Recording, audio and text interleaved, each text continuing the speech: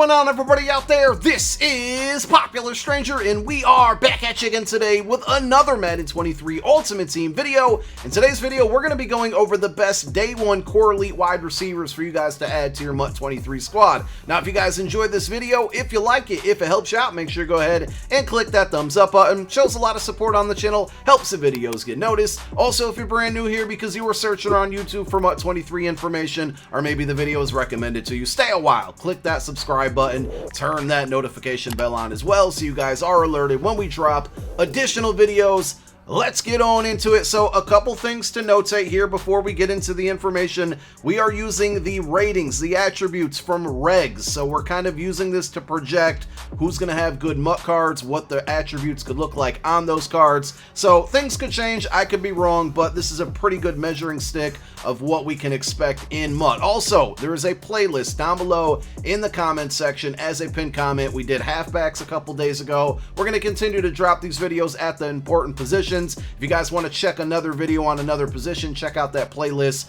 All the videos that we create will be added there, and the ones that have already been completed will be on there as well. And this will not include any like bonus cards. We're going to talk about Cooper Kupp being one of them, but we're really just talking about core elites right now. There could be new promos, rookie premiere, things like that. We're really focusing on the current day players and the core elites that they're going to be getting. So here are the top 5. We got Devonte Adams, who is a 99 overall in regs. Cooper Kupp, 98. A lot of people would argue those two could be flip-flop. Tyreek Hill with a 97 overall. DeAndre Hopkins and Stefan Diggs both with a 96 and a 95 overall to round out the top 5. So Devonte Adams, here's the problem with his card. Very good player.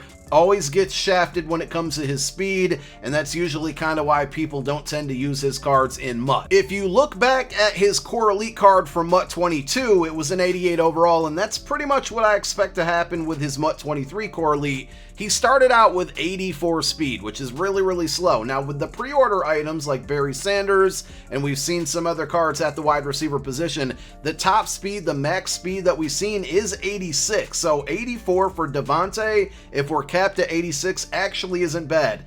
And the other things that we know he's going to give you are catching, obviously, and route running is going to be very good. He stands at 6'1", so there's going to be taller wide receivers, but I still think he's going to be really versatile. The main key to a Devonte Adams card is the speed. But here's a game changer, kind of. Raiders Steam Team, always a big option. A lot of players get cards or played for the Raiders and get cards in MUT, so they get Raiders Chem. Now that he has joined that team, he's going to get those speed boosts, assuming theme teams work the same way. So you could see this be a very popular card early on because of that. So next up on the list is Cooper Kupp, but we're not going to spend a ton of time going over his regs ratings because we know he's getting a pre-order 87 overall card. And here it is. This is what it looks like.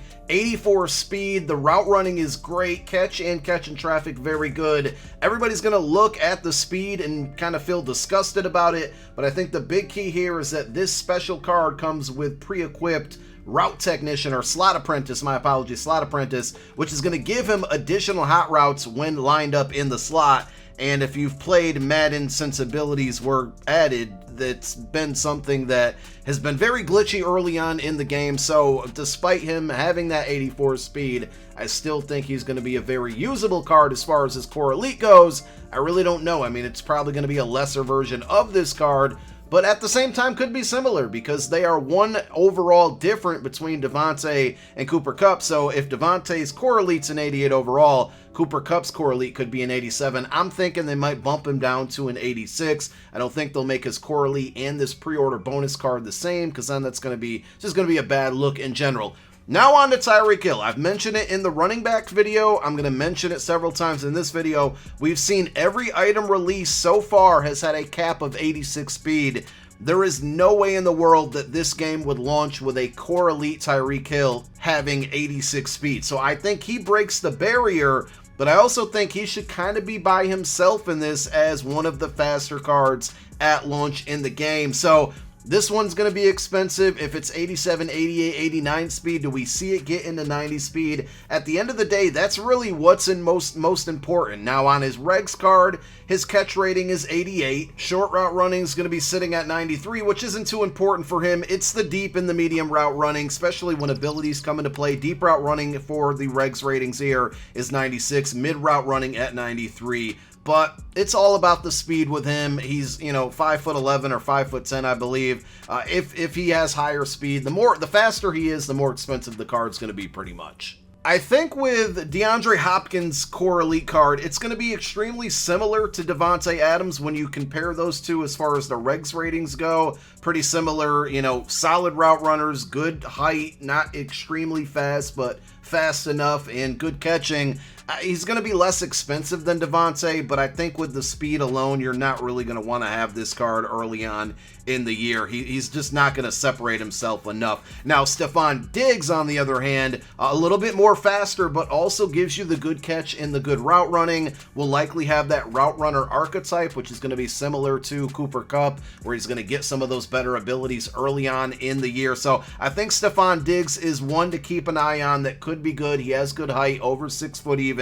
So like I said, I think this is going to be a good card and won't be overly expensive in the Devonte Adams, Tyreek Hill price range, so we'll have to look out for that one. Right below him on the list, Justin Jefferson, 93 overall in regs. Again, very similar to Stefan Diggs, where, the short route running, 94 for Diggs, 92 for Justin Jefferson. If we take a look at the mid, Diggs 95, Jefferson 92, and then the deep is 92 for Diggs, better for Justin Jefferson at 93. They're both right around the same height, both pretty much the same speed, 91, 92, and then the catching is a little bit better for Diggs. So Jefferson could be, a budget version, though I don't think Diggs is going to be overly expensive.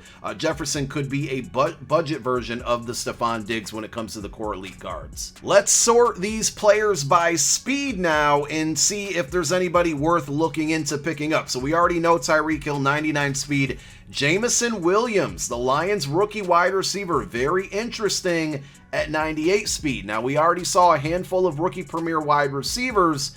Every single year we have a rookie set to complete for like a rookie champion. Last year it was Devonte Smith. So many good wide receivers in this year's draft class. I would not be surprised, his core elite, and it won't even be elite, it'll probably be a gold, or his rookie card is going to be fast with Jameson Williams, but I wouldn't be surprised if there's a rookie collection that can be completed and the reward ends up being Jameson Williams. If so, look for it to be a very fast card and a very highly desired card. Quez Watkins, he had some good budget items throughout the year. I think most feared and definitely a zero chill promo. So he also comes in with 98 speed. Jalen Waddle. Now we already know Jalen Waddle's getting a card, and if you pre-ordered, regardless of what version of pre-order, you're going to get one core elite, 183 overall offensive player. There's 3 choices, but here is the Jalen Waddle card, and 97 speed in regs, but this card has that cap right now of 86 speed, and for a free choice from a free order card, it's going to be pretty good. So I'm assuming that card that I just showed you is this core elite. Basically, it's the same thing, so we don't really have to do much projections on that. Marquis Brown, always fast. Mecole Hardman, another one that usually has very, very good speed, 97 tied with Waddle, so I'll be curious to see, does Mecole and Marquis Brown both have 86 speed on their core cards as well, whether it's core elite or core gold. I can't really see Hardman getting an elite card, but maybe Marquis Brown has an 80 or 81 overall. If we sort by catch ratings, that's a really good way to judge wide receivers. Obviously, is the speed, the catch, and the route running. We already talked about Kupp and Devonte Adams and Stefan Diggs. Scary Terry McLaurin could be another good card that's in that like 84, 85 overall range that could be affordable for a lot of you and very usable early on in the year. Hunter Renfrow had a fantastic season. I think he's going to have really good route running attributes as well, but his cards just will not translate very well in MUT purposes unless he's a player that maybe gets like Slot-O-Matic, where you're going to get some good abilities early on in the year for cheap AP. And we'll just close out the video. I think I've talked about the major players at the wide receiver position, but if we sort by mid route running, we're seeing Kupp, Adams, D-Hop, Stefan Diggs, Keenan Allen snuck his way in there, but his cards always lack speed. Tyreek Hill, Justin Jefferson on the list as we go down. And then deep route runnings, Tyreek, Devonte, Cooper Kupp, Justin Jefferson, Diggs, D-Hop. Amari Cooper's another one. I was a bit surprised that they gave him a 90 overall, and he's ranked basically in the top 10 wide receivers of all all Madden 23. A bit surprised there, so curious to see what his core card looks like.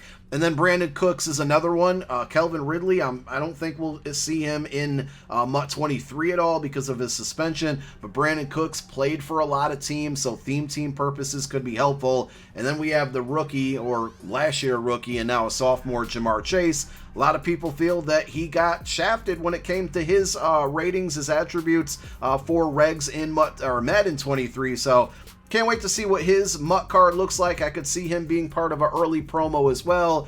Maybe his core elite card's going to be usable, but not great. But the card after that, the upgrade after that, could be a very good one. So I think we broke it down. We kind of know who to expect there. But when it comes to wide receivers, there's probably going to be one from the first promo, the pre-order card with Cooper Kupp and Jalen Waddle.